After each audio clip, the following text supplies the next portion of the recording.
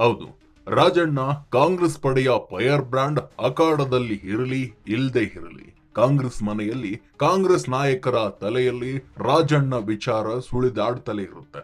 ರಾಹುಲ್ ಗಾಂಧಿ ಮತಗಳ್ಳತನ ಹೋರಾಟದ ಬಗ್ಗೆ ಮಾತನಾಡಿ ಸಂಪುಟದಿಂದ ತಲೆದಂಡವಾದ ಬಳಿಕ ರಾಜಣ್ಣ ಬಿಜೆಪಿಗೆ ಹೋಗ್ತಾರೋ ದೆಹಲಿಗೆ ಹೋಗ್ತಾರೋ ಅನ್ನೋ ಪ್ರಶ್ನೆಗಳು ಕೂಡ ಗುಲ್ ಅಂತ ಎದ್ಬಿಟ್ಟಿದ್ವು.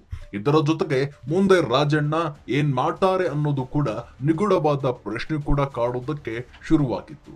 ಇಂಥ ಹೊತ್ತಲ್ಲಿ ಕಾಂಗ್ರೆಸ್ ಮನೆಯಿಂದಲೇ ಕಾಂಗ್ರೆಸ್ ಶಾಸಕರೇ ಹೊಸ ಬಾಂಬ್ ಅನ್ನ ಸಿಡಿಸಿಬಿಟ್ಟಿರೋದು ಕಾಂಗ್ರೆಸ್ ಕೋಟೆಯಲ್ಲಿ ಎಲ್ಲವೂ ಸರಿಯಿಲ್ಲ ಅನ್ನೋದಕ್ಕೂ ಕೂಡ ಇದೊಂದು ಸಾಕ್ಷಿಯಾಗಿದೆ. ಅದಕ್ಕೆ ಕಾರಣ ಕೂಡ ಎನ್ನುವಂತೆ ರಾಜಣ್ಣ ಬಿಜೆಪಿಗೆ ಅರ್ಜಿ ಹಾಕಿಕೊಂಡಿದ್ದಾರಂತೆ ಅಂತ ಮಾಗಡಿ ಶಾಸಕ ಎಚ್ ಬಾಲಕೃಷ್ಣ ಸ್ಫೋಟಕ ಹೇಳಿಕೆಯೊಂದನ್ನ ನೀಡಿದ್ರು. ಇದಕ್ಕೆ ತಿರುಗೇಟು ಕೊಟ್ಟಿರುವ ರಾಜಣ್ಣ ಪುತ್ರ ರಾಜೇಂದ್ರ ಅವರೇ ಬಿಜೆಪಿಗೆ ಹೋಗ್ಬೋದು, ಅದೇ ಸೆಪ್ಟೆಂಬರ್ ಕ್ರಾಂತಿ ಆಗ್ಬೋದು ಅನ್ನೋ ತಿರುಮಂತ್ರವನ್ನ ಶಾಪ ಕೊಟ್ಟಿರುವುದು ಸುರಿಸಿಬಿಟ್ಟಿದ್ದಾರೆ.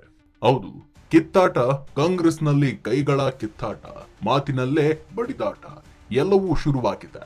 ಇದರ ಬೆನ್ನಲ್ಲೇ ಕಮಲ ಪಾಳಯದಲ್ಲಿ ಯಾರ ಜೊತೆ ರಾಜಣ್ಣ ಸಂಪರ್ಕದಲ್ಲಿದ್ದಾರಂತೆ ಅಂತ ತಿಳಿಯೋದಕ್ಕೆ ಬ್ರೈನ್ ಮ್ಯಾಪಿಂಗ್ ಮಾಡಿಸಿ ಅಂತ ಬಾಲಕೃಷ್ಣ ಹೇಳಿದ್ರು. ಅದಕ್ಕೆ ತಕ್ಕಂತೆ ರಾಜಣ್ಣ ಪುತ್ರ ಗುಟೂರ್ ಹಾಕಿದ್ದು ಈಗೇನೆ ಹೌದು. ಬ್ರೈನ್ ಮ್ಯಾಪಿಂಗ್ ಮಾಡಿಸಿ ಅದು ಸೆಪ್ಟೆಂಬರ್ ತಿಂಗಳಲ್ಲಿ ಇನ್ನೇನ್ ಬಂದೇ ಬಿಡ್ತು ಅಂತ ಗುಡುಗಿದ್ರು. ಎಸ್, ನಿಜಕ್ಕೂ ಇಂಥದ್ದೊಂದು ಪ್ರಶ್ನೆ ಹುಟ್ಟಿಕೊಳ್ಳೋದು ಸರ್ವೇ ಸಾಮಾನ್ಯ ಬಿಡಿ. ಅದೇ ರಾಜಣ್ಣ ಬೆಂಬಲಿಗರು ಡಿಕೆಗೊಂದು ನ್ಯಾಯನ, ನಮಗೊಂದು ನ್ಯಾಯನ ಅಂತ ಹೇಳಿಕೊಂಡು ಹೈಕಮಾಂಡ್ ಕದ ತಟ್ಟೋಕೆ ರೆಡಿ ಆಗ್ತಿದ್ದಾರಂತೆ.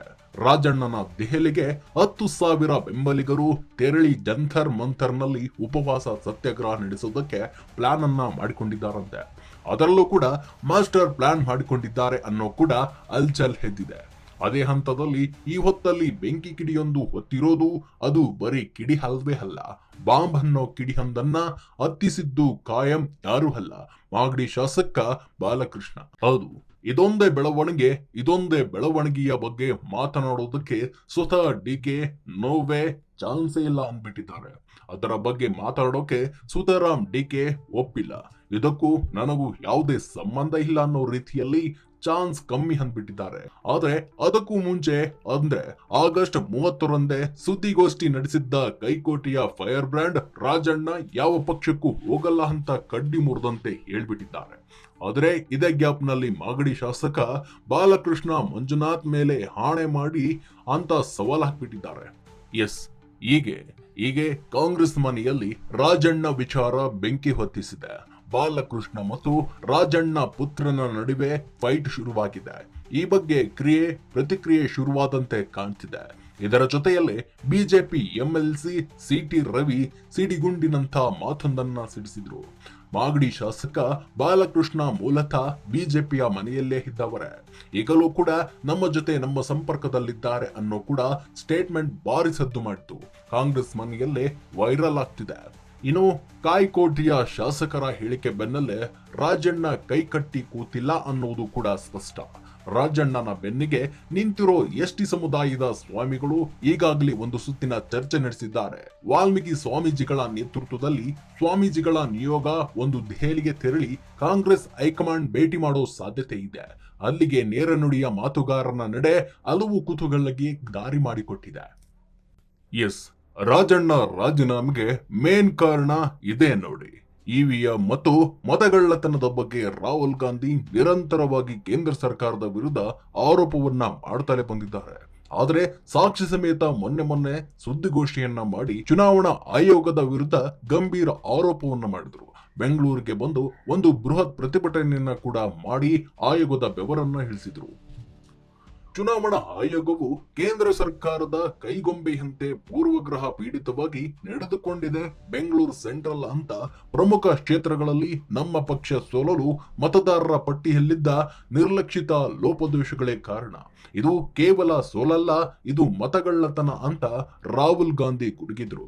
ಹೀಗೆ ಬಿಜೆಪಿಯನ್ನ ಇಕ್ಕಟ್ಟಿಗೆ ಸಿಲುಕಿಸಲು ರಾಹುಲ್ ಗಾಂಧಿ ಇನ್ನಿಲ್ಲದ ರಣತಂತ್ರವನ್ನ ಮಾಡ್ತಾ ಇದ್ದಾರೆ. ಇತ್ತ ಕೆಎನ್ ರಾಜಣ್ಣ ರಾಹುಲ್ ಗಾಂಧಿಯ ಶ್ರಮವನ್ನ ಹಾಳು ಮಾಡಿದ್ರು. ರಾಹುಲ್ ಗಾಂಧಿ ಹೇಳಿಕೆಯನ್ನ ಪ್ರಶ್ನಿಸಿ ತಲೆದಂಡಕ್ಕೆ ಕಾರಣವಾಗಿದ್ದಾರೆ ರಾಜಣ್ಣ. ಎಸ್, ರಾಹುಲ್ ಗಾಂಧಿಯ ಆರೋಪವನ್ನ ಪರೋಕ್ಷವಾಗಿ ತಳ್ಳಿ ಹಾಕುತ್ತಲೇ ಸ್ವಪಕ್ಷದ ನಾಯಕರನ್ನೇ ಚುಚ್ಚಿದ್ರು. ಮತದಾರರ ಪಟ್ಟಿ ಪರಿಷ್ಕರಣೆ ನಡೆದಾಗ ರಾಜ್ಯದಲ್ಲಿ ನಮ್ಮದೇ ಕಾಂಗ್ರೆಸ್ ಸರ್ಕಾರ ಅಧಿಕಾರದಲ್ಲಿತ್ತು ಎಂಬುದನ್ನ ನಾವು ಮರೆಯಬಾರದು.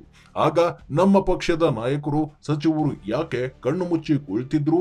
ಅಕ್ರಮಗಳು, ಲೋಪದೋಷಗಳು ನಮ್ಮ ಮೂಗಿನ ನೇರಕ್ಕೆ ನಡೆದ್ರು ಸುಮ್ಮನಿದ್ದು ನಮಗೆ ನಾವೇ ಮಾಡಿಕೊಂಡ ಅವಮಾನ. ಇದು ನಮ್ಮದೇ ವೈಫಲ್ಯ ಅಂತ ರಾಜಣ್ಣ ಸ್ಫೋಟಕ ಹೇಳಿಕೆಯೊಂದನ್ನ ನೀಡಿದ್ರು. ಇನ್ನು ರಾಜಣ್ಣ ಹೇಳಿಕೆಯನ್ನ ಇಟ್ಟುಕೊಂಡು ಬಿಜೆಪಿ ರಾಹುಲ್ ಗಾಂಧಿಗೆ ನಿಲ್ಲದಂಥ ವ್ಯಂಗ್ಯವನ್ನ ಮಾಡಿತ್ತು. ಇದು ರಾಹುಲ್ ಗಾಂಧಿ ಪಿತ್ತವನ್ನ ನೆತ್ತಿಗೇರಿಸಿತ್ತು. ಕೊನೆಗದು ರಾಜಣ್ಣ ತಲೆದಂಡಕ್ಕೆ ಕಾರಣವಾದ ಮೊದಲ ಆಯ್ಕೆ. ಹೌದು, KN ರಾಜಣ್ಣಗೆ ಮುಳುವಾಗಿದ್ದೇ ಅವರ ಮಾತುಗಳು. ಯಾವುದಕ್ಕೂ ತಲೆ ಕೆಡಿಸಿಕೊಳ್ಳದೆ ಪಕ್ಷದವರೇ ಆಗಿರಲಿ, ವಿಪಕ್ಷದವರೇ ಆಗಿರಲಿ, ಇಂದು ಮುಂದು ನೋಡದೆ ಬಹಿರಂಗವಾಗಿ ಹೇಳಿಕೆಯನ್ನ ನೀಡ್ತಾ ಇದ್ರು. ಇದು ಒಮ್ಮೊಮ್ಮೆ ಪಕ್ಷಕ್ಕೂ ಕೂಡ ಡ್ಯಾಮೇಜ್ ಆಗಿದೆ. ಈ ಹಿಂದೆ ತಮ್ಮ ಮೇಲೆ ಹನಿ ಟ್ರ್ಯಾಪ್ ಆಗಿದೆ ಅಂತ ಸ್ವತಃ ನಮ್ಮ ಪಕ್ಷದ ನಾಯಕರೇ ನನ್ನನ್ನ ಸಿಲುಕಿಸುವ ತಂತ್ರವನ್ನ ಮಾಡ್ತಿದ್ದಾರೆ ಅಂತ ಸದನದಲ್ಲಿ ಓಪನ್ ಆಗಿ ಹೇಳಿದ್ರು.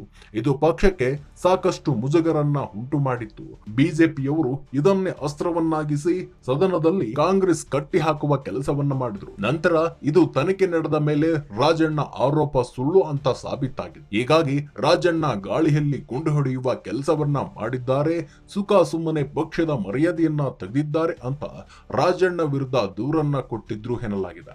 ಬರೀ ರಾಜಣ್ಣ ರಾಜೀನಾಮೆಗೆ ರಾಗ ವಿರುದ್ಧ ಆರೋಪ ಮಾಡಿದ್ದು ಮಾತ್ರ ಆಗಿರಲಿಲ್ಲ. ಈ ಹಿಂದೆ ನಡೆದಿದ್ದ ಹನಿ ಟ್ರ್ಯಾಪ್ ವಿಚಾರದಲ್ಲೂ ಕೂಡ ಸ್ವಪಕ್ಷದಲ್ಲಿ ಪಿತೂರಿ ಹಿಡಿ ಅಂತಿದ್ದ ಮಾತು ಕೂಡ ಭಾರಿ ಸಂಚಲನವನ್ನೇ ಸೃಷ್ಟಿಸಿತು. ಅದೇ ರೀತಿ KN ರಾಜಣ್ಣವರ ಸೆಪ್ಟೆಂಬರ್ ಕ್ರಾಂತಿ ಹೇಳಿಕೆ ಕೂಡ ರಾಜ್ಯ ರಾಜಕೀಯದಲ್ಲಿ ಭಾರಿ ಕೋಲಾಹಲವೇ ಎಬ್ಬಿಸಿಬಿಡ್ತು. ಕಾಂಗ್ರೆಸ್ನಲ್ಲಿ ನಾಯಕತ್ವ ಬದಲಾವಣೆ ಹೊತ್ತಿ ಹುರಿಯುತ್ತಿದ್ದಂತ ಸಮಯದಲ್ಲಿ ರಾಜಣ್ಣ ಸೆಪ್ಟೆಂಬರ್ ಕ್ರಾಂತಿ ಹೇಳಿಕೆ ಹೈಕಮಾಂಡ್ ಕಣ್ಣನ್ನ ಕೆಂಪಾಗಿಸಿತು. ಅಲ್ಲದೆ ಡಿಕೆಶಿ ಬಣಕ್ಕೂ ಸಿಟ್ಟು ತತ್ತರಿಸಿತು. ಮಾಧ್ಯಮದ ಮುಂದೆ ಸೆಪ್ಟೆಂಬರ್ನಲ್ಲಿ ಕ್ರಾಂತಿ ನಡೆಯುತ್ತೆ, ಅದೇನು ಅಂತ ಕಾದು ನೋಡಿ ಅಂತ ಹೇಳಿದ್ರು. ನಂತರ ಹೈಕಮಾಂಡ್ ಬಹಿರಂಗ ಹೇಳಿಕೆ ಕೊಡದಂತೆ ಸೂಚನೆಯನ್ನ ಕೂಡ ಕೊಟ್ರು. ಅದಕ್ಕೆ ರಾಜಣ್ಣ ಕೂಡ ಡೋಂಟ್ ಕೇರ್ ಅನ್ನದೇ ಹೇಳಿಕೆ ಕೊಡುವುದನ್ನ ನಿಲ್ಲಿಸಿದ್ದಿಲ್ಲ. ಅವರ ಬಹಿರಂಗ ಹೇಳಿಕೆ ಈಗ ಮುಳುವಾಗಿದೆ. ಸಿದ್ದರಾಮಯ್ಯ ಆಪ್ತ ಬಳಗದಲ್ಲಿ ಗುರುತಿಸಿಕೊಂಡಿರುವಂತ KN ರಾಜಣ್ಣ ಎಂಥದ್ದೇ ಸಂದರ್ಭ ಬಂದರೂ ಕೂಡ ಸಿದ್ದರಾಮಯ್ಯ ಅವರನ್ನ ಸಮರ್ಥಿಸಿಕೊಳ್ಳುವುದರಲ್ಲಿ ನಿಸೀಮರು. DK ಶಿವಕುಮಾರ್ CM ಆಗ್ತಾರೆ ಅಂತೆಲ್ಲ ಮಾತುಗಳು ಬಂದಾಗ ಅದಕ್ಕೆ ಖಡಕ್ ಆಗಿ ಕೌಂಟರ್ ಕೊಟ್ಟಿದ್ದು ಮಾತ್ರ ರಾಜಣ್ಣ. ಯಾವುದೇ ಕಾರಣಕ್ಕೂ ಸಿದ್ದರಾಮಯ್ಯ ಕೆಳಗೆ ಇಳಿಯಲ್ಲ, KPCC ಅಧ್ಯಕ್ಷರ ಬದಲಾವಣೆ ಆಗುತ್ತೆ, CM ಬದಲಾವಣೆ ಆಗಲ್ಲ ಅಂತ DKಶಿಗೆ ಟಕ್ಕರ್ ಕೊಡ್ತಾ ಇದ್ರು. ಇದು ಪಕ್ಷದಲ್ಲಿ ಭಿನ್ನಮತಕ್ಕೆ ಕಾರಣವಾಗಿತ್ತು. ಅಲ್ಲದೆ KPCC ಹುದ್ದೆಗೆ ನಾನು ಕೂಡ ಆಕಾಂಕ್ಷಿ ಅಂತಾನೂ ಕೂಡ ಬಹಿರಂಗವಾಗಿ ಹೇಳಿಕೆಯೊಂದನ್ನ ನೀಡಿದ್ರು KN ರಾಜಣ್ಣ. ತುಮಕೂರಿನವರಾಗಿದ್ರೂ ಕೂಡ ಅವರಿಗೆ ಹಾಸನ ಉಸ್ತುವಾರಿಯನ್ನ ವಹಿಸಿಕೊಡಲಾಗಿತ್ತು. ಆದರೆ ಹಾಸನದಲ್ಲಿ KN ರಾಜಣ್ಣ ಮತಕ್ಕೆ ಮನ್ನಣೆ ಸಿಗ್ತಾ ಇಲ್ಲ ಎಂಬುದು ಕೂಡ ಅವರ ಬೇಸರಕ್ಕೆ ಕಾರಣವಾಗಿತ್ತು ಅನ್ನೋ ಕೂಡ ಈಗ ಚರ್ಚೆ ಆಗಿದೆ. ಇತ್ತೀಚೆಗೆ KN ರಾಜಣ್ಣ ಬಹಿರಂಗವಾಗಿ ನನಗೆ ಹಾಸನ ಉಸ್ತುವಾರಿ ಸಾಕಾಗಿದೆ, CMಗೂ ಹೇಳಿದ್ದೇನೆ, ಇನ್ಮೇಲೆ ಹಾಸನ ಕಡೆ ನಾನು ತಲೆ ಹಾಕಿ ಮಲಗಲ್ಲ ಅಂತ ಹೇಳಿದ್ರು. ಅಲ್ಲದೆ ಹಾಸನ ನಗರಾಭಿವೃದ್ಧಿ ಅಧ್ಯಕ್ಷ ಸ್ಥಾನ ವಿಚಾರದಲ್ಲಿ ಕೂಡ CM ಹಾಗೂ ರಾಜಣ್ಣ ನಡುವೆ ಮುಸುಕಿನ ಗುದ್ದಾಟ ನಡೆದಿತ್ತು. ಎಸ್, ಅಧ್ಯಕ್ಷ ಸ್ಥಾನದ ಸ್ಥಳೀಯರಿಗೆ ಕೊಡಬೇಕು ಅನ್ನೋದು ಕೂಡ ರಾಜಣ್ಣನ ವಾದವಾಗಿತ್ತು. ಆದರೆ ಶಿವಲಿಂಗೇಗೌಡ ತಮ್ಮ ಆಪ್ತರನ್ನ ಅಧ್ಯಕ್ಷ ಸ್ಥಾನದಲ್ಲಿ ಕೂರಿಸಬೇಕು ಅನ್ನೋದು ಕೂಡ ಇಂಗಿತ ಇತ್ತು. ಹೀಗಾಗಿ ಹಾಸನ ಉಸ್ತುವಾರಿಯಲ್ಲೂ ಕೂಡ ತಿಕ್ಕಾಟ ಶುರುವಾಗಿತ್ತು. ಸಚಿವರು ಮತ್ತು ಶಾಸಕರ ನಡುವಿನ ಸಹಕಾರದ ಕೊರತೆಯ ಹಿನ್ನೆಲೆಯಲ್ಲಿ ಹೈಕಮಾಂಡ್ ಸೂಚನೆಯ ಮೇರೆಗೆ AICC ಉಸ್ತುವಾರಿ ರಣದೀಪ್ ಸುರ್ಜೇವಾಲ್ ಎಲ್ಲರ ಜೊತೆ ಮಾತುಕತೆಯನ್ನ ನಡೆಸಿ ಶಾಸಕರು, ಸಚಿವರು ಮತ್ತು DCM CM ಜೊತೆ ಉಸ್ತುವಾರಿ ಸಭೆಯನ್ನ ನಡೆಸಿದ್ರು.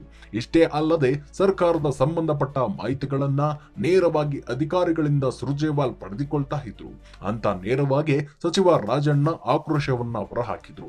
ಇದಲ್ಲದೆ ಇತ್ತೀಚೆಗೆ ವಿ ಸೋಮಣ್ಣ ಅವರನ್ನ ಮುಕ್ತ ಕಂಠದಿಂದ ಹಾಡಿ ಹೊಗಳಿದ್ರು. ಬಿಜೆಪಿ ವಿರುದ್ಧ ಕಾಂಗ್ರೆಸ್ ಬೀದಿಗಿಳಿದು ಹೋರಾಟವನ್ನ ನಡೆಸ್ತಾ ಇದ್ದಂತ ಸಂದರ್ಭದಲ್ಲಿ ಕೂಡ ಬಿಜೆಪಿಯ ಕೇಂದ್ರ ಸಚಿವರೊಬ್ಬರನ್ನ ಹೊಗಳಿರುವುದು ಕಾಂಗ್ರೆಸ್ಗೆ ಮುಜುಗರವನ್ನ ತಂದಿಟ್ಟಿತ್ತು. ಈ ಹಿನ್ನೆಲೆಯಲ್ಲೂ ಕೂಡ ಕಾಂಗ್ರೆಸ್ ಹೈಕಮಾಂಡ್ ಅವರನ್ನ ರಾಜೀನಾಮೆಯನ್ನ ಪಡೆದಿರಬಹುದು ಅಂತ ಹೇಳಲಾಗ್ತಿದೆ. ಒಟ್ಟಿನಲ್ಲಿ ಕೆಎನ್ ರಾಜಣ್ಣ ರಾಜೀನಾಮೆ ಸಿದ್ದರಾಮಯ್ಯ ಸೇರಿದಂತೆ ಅವರ ಆಪ್ತ ಬಣಕ್ಕೆ ಶಾಕನ್ನ ನೀಡಿದಂತೂ ಸುಳ್ಳಲ್ಲ. ಸದ್ಯ ಸಿದ್ದರಾಮಯ್ಯನವರ ಮನವೊಲಿಸಲು ಪ್ರಯತ್ನಿಸಿದ್ದರೂ ಕೂಡ ಅದು ವಿಫಲವಾಗಿದೆ. ಸಿದ್ದರಾಮಯ್ಯನವರನ್ನ ಸಮರ್ಥಿಸಿಕೊಳ್ಳುವ ಒಬ್ಬ ಬಂಟನನ್ನ ಸ್ವತಃ ಸಿದ್ದು ಮಿಸ್ ಮಾಡಿಕೊಳ್ಳುವಂತ ವಾತಾವರಣ ಪಕ್ಷದಲ್ಲಿ ಸೃಷ್ಟಿಯಾಗಿದೆ. ಹೈಕಮಾಂಡ್ ವಿರುದ್ಧ ಯಾರೇ ನಾಲ್ಗೆ ಹರಿಬಿಟ್ರು ಅವರಿಗೆ ತಲೆದಂಡ ಫಿಕ್ಸ್ ಅನ್ನೋದು ಕೂಡ ರಾಜಣ್ಣ ಅವರ ರಾಜೀನಾಮೆಯಿಂದ ಶಾಸಕರಿಗೆ ಸಚಿವರಿಗೆ ಸಂದೇಶ ರವಾನಿಸಿದ್ರು ಕಾಂಗ್ರೆಸ್ ಹೈಕಮಾಂಡ್. ರಾಜಕೀಯದಲ್ಲೇ ಹಾಗೆ, ಮಾತನಾಡಿ ಪಡೆದವರು ಕಡಿಮೆ, ಕಳೆದುಕೊಂಡವರು ಹೆಚ್ಚು. ಯತ್ನಾಳ್ ವಿಜಯೇಂದ್ರರನ್ನ ಮಾತ್ರ ಬೈದಿದ್ದಾರೆ ಉಳಿತಿದ್ರು, ಆದರೆ ವರಿಷ್ಠರಿಗೆ ಥ್ರೆಟ್ ನೀಡಿದ್ರು. ಸಿಎಂ ಪೋಸ್ಟ್ ಪಡೆಯಲು ಹಣದ ವಿಷಯ ಪ್ರಸ್ತಾಪ ಮಾಡಿದ್ರು. ವಿಜಯೇಂದ್ರ ಆಯ್ಕೆಯನ್ನ ಪ್ರಶ್ನೆ ಮಾಡುವ ಭರದಲ್ಲಿ ಹೈಕಮಾಂಡ್ ನಾಯಕರಿಗೆ ಇರುಸು ಮುರುಸು ತಂದ್ರು. ರಾಜಣ್ಣ ಮತ್ತು ಯತ್ನಾಳ್ ಒಂದೇ ದಾಟಿ, ಇಬ್ರು ಮಾತನಾಡಿ ಕೆಟ್ರು. ಯತ್ನಾಳ್ ತಾನು ಪಂಚಮಸಾಲಿ ನಾಯಕ ಎಂದು ಬೀಗಿದ್ರು. ರಾಜಣ್ಣ ತನಗೆ ಸಿದ್ದರಾಮಯ್ಯ ಇದ್ದಾರೆ ಎಂದು ನಂಬಿದ್ರು. ಆದರೆ ಅಂತಿಮ ಸತ್ಯ ಒಂದೇ, ಇಲ್ಲಿ ಯಾರನ್ನ ಯಾರು ಕಾಪಾಡಲು ಸಾಧ್ಯವಿಲ್ಲ, ಬಳಕೆ ಮಾಡಿಕೊಳ್ಳಲು ಮಾತ್ರ ಸಾಧ್ಯ. ಹೀಗಾಗಿ ರಾಜಕೀಯ ಇರಲಿ, ಜೀವನ ಇರಲಿ, ನಮ್ಮ ಭಾರ ನಾವೇ ಹೊರಬೇಕು.